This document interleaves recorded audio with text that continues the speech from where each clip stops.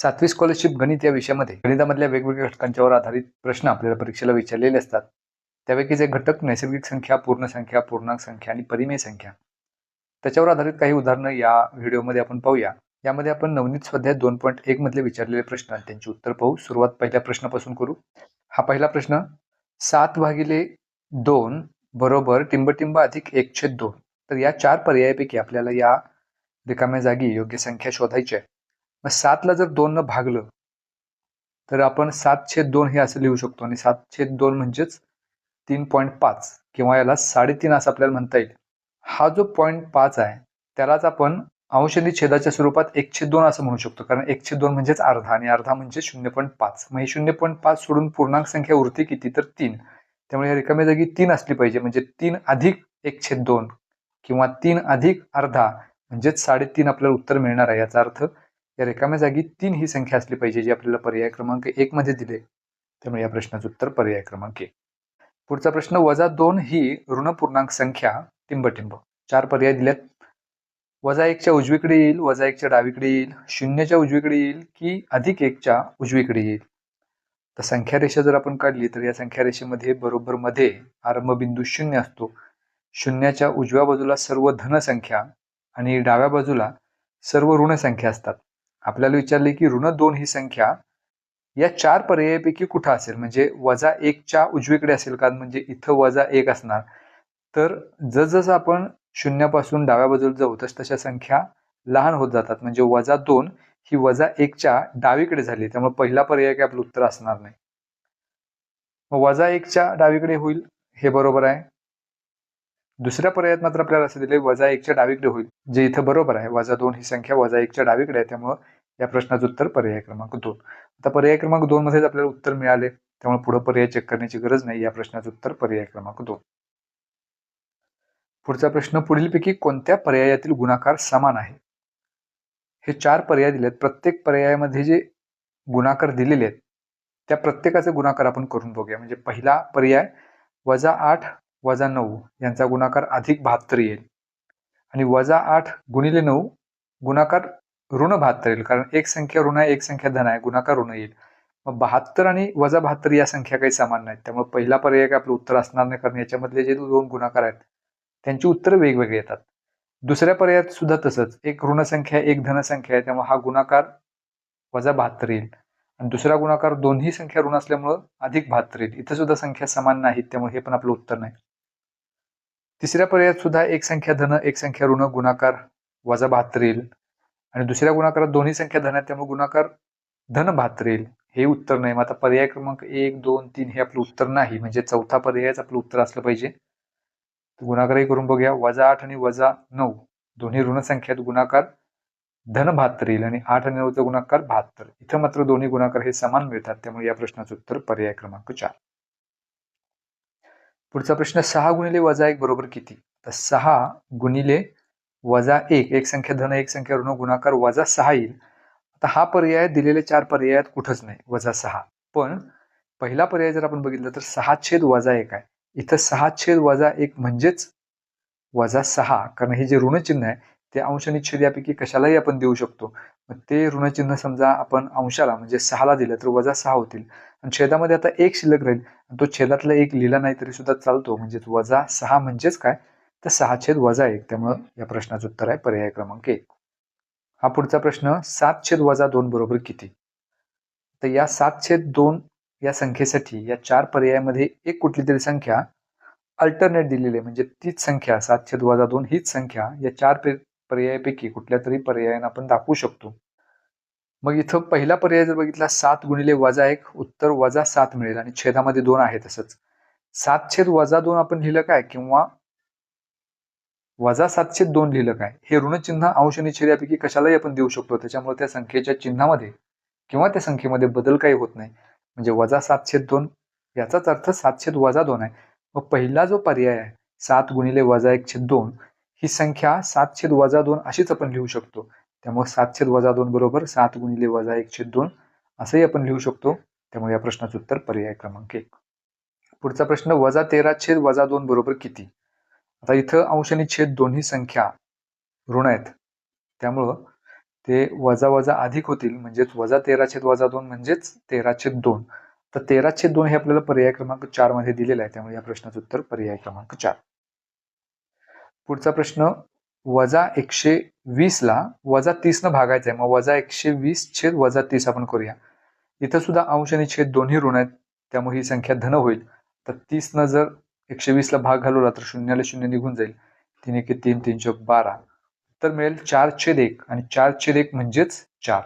हे आपल्याला पर्याय क्रमांक 2 मध्ये दिले, त्यामुळे या प्रश्नाचं उत्तर पर्याय क्रमांक 2. पुढचा प्रश्न, 5 कंसात 8 वजा 3 गुणिले 5 बरोबर किती? आता इथं क्रमसंबंध सर्वात महत्वाचा आहे.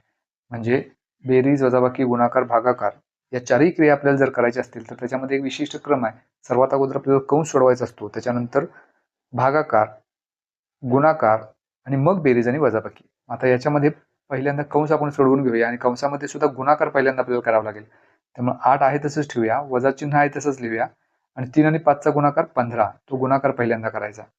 5 कंसात 8 वजा 15 उत्तर येईल -7 आणि -7 गुणिले 5 उत्तर -35 मिळेल. हे आपलं उत्तर जे पर्याय क्रमांक 3 मध्ये दिले, त्यामुळे या प्रश्नाचं उत्तर पर्याय क्रमांक 3. आता इथं हा क्रमसंबंध न लक्षात घेता आपल्याला, आपण बऱ्याचदा चूक असताना परीक्षेत करतो की 8 वजा 3 ही क्रिया पहिल्यांदा करतो आणि मग 8 वजा 3 म्हणजे 5, त्याला 5 न गुणतो. 5 गुणिले 5 25 आणि 25 गुणिले 5 125. हा पर्याय सुद्धा दिलेला असणार आपल्याला. हा पहिलाच पर्याय दिलाय, पण तो चुकीचा आहे, कारण दिलेल्या क्रिया आपण योग्य क्रमाने केल्या नाहीत, त्यामुळे हे 125 उत्तर मिळाले. त्यामुळे हा पर्याय फसवा पर्याय, तो पहिलाच आपल्याला दिलाय. त्यामुळे योग्य क्रम लक्षात घेऊनच आपण या सर्व क्रिया करायच्यात आणि मग उत्तर आपलं फायनल करायचं. पुढचा प्रश्न असा दिलाय, 5/36 अधिक 6/42 बरोबर किती?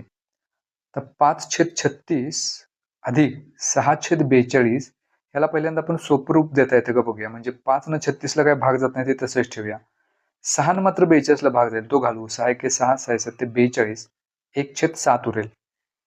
आता इथं छेद वेगवेगळे आहेत, त्यामुळे तिरकस गुणाकार करावा लागेल. 7 आणि 5चा गुणाकार 35 अधिक 36 गुणिले 1 36 आणि छेदामध्ये 36 गुणिले 7 या दोन्हींचा गुणाकार करायचा, जो 252 येईल.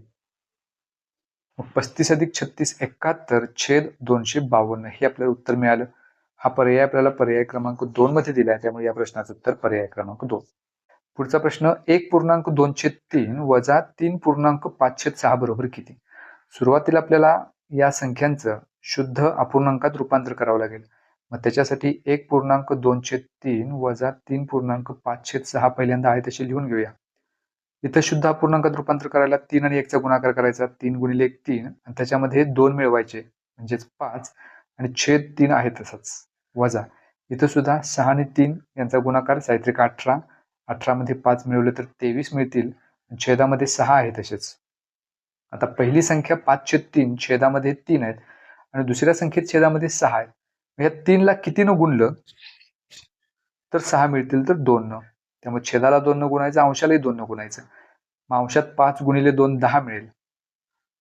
छेदामध्ये 3 गुणिले 2 6 वजा 23/6 आहे तसंच, कारण त्याच्यामध्ये आपण काही बदल केलेले नाही. आता हा बदल आपण का केला? कारण दोन्ही ठिकाणी छेद आपल्याला समान करायचे होते.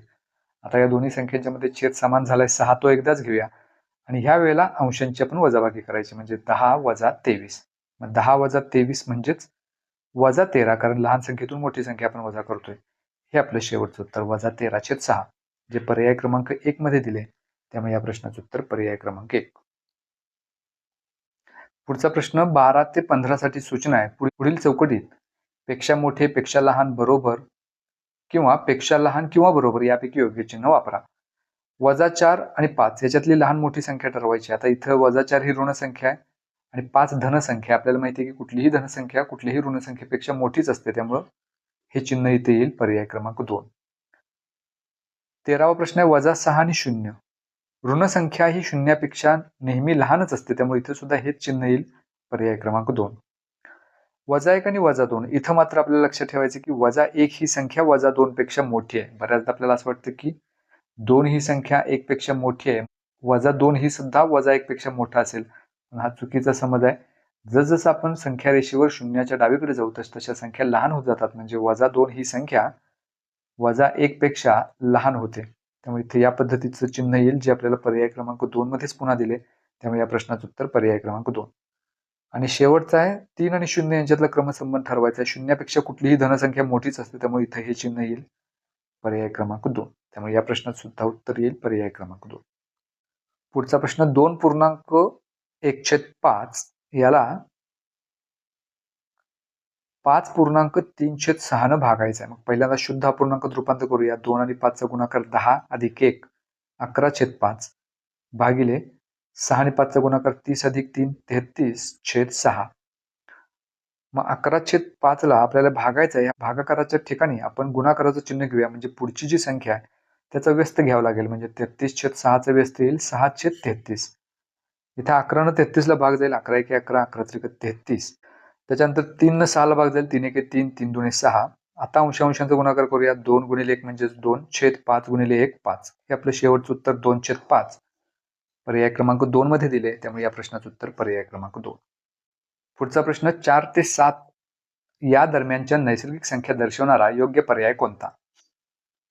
मग 4 आणि 7 यांच्या मध्ये संख्या कोणत्या येतात? तर 5 आणि 6 या दोन संख्या आहेत. 4 आणि 7च्या मध्ये असणाऱ्या नैसर्गिक संख्या जे आपल्याला पर्याय क्रमांक 2 मध्ये दिले, त्यामुळे या प्रश्नाचं उत्तर पर्याय क्रमांक 2. पुढचा प्रश्न -2 व 3 या दरम्यानच्या पूर्णांक संख्या दर्शवणारा योग्य पर्याय कोणता? तर ज्या दोन संख्या आपल्याला दिलेल्या आहेत -2 आणि 3 यापैकी एक संख्या ऋण आहे आणि एक संख्या धन आहे.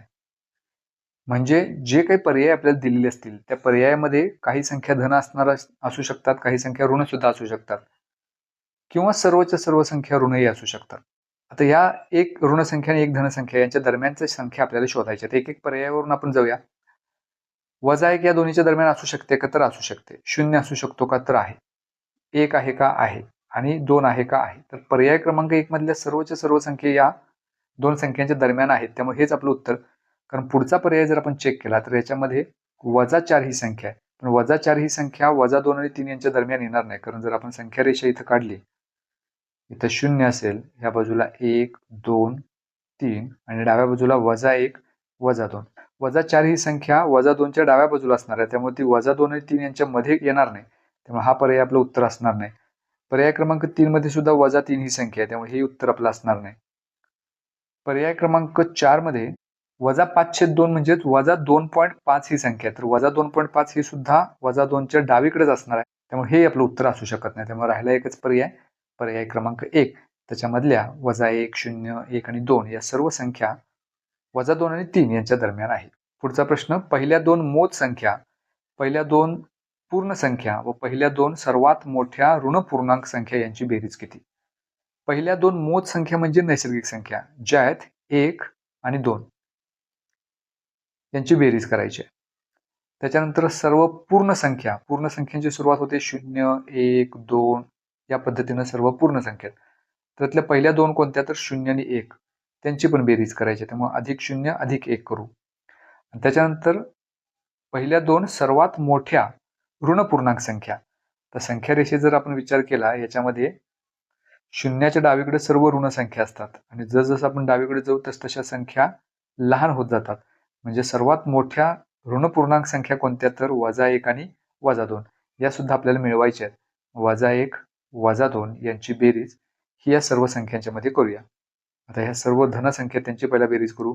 1 आणि 2 3 अधिक 1 4 अधिक -1 -2 उत्तर -3 मिळेल. 4 अधिक -3 म्हणजेच 4 - 3 उत्तर येईल 1. हे आपलं शेवटचं उत्तर पर्याय क्रमांक 2 मध्ये दिले, त्यामुळे या प्रश्नाचं उत्तर पर्याय क्रमांक 2. तर हे प्रश्न होते नवनीत स्वाध्याय 2.1 मधले. ह्याच घटकामध्ये इतर जे स्वाध्याय आहेत त्यामधले प्रश्न त्यांची उत्तरं यांची लिंक डिस्क्रिप्शन मध्ये देतो, तीही चेक करा.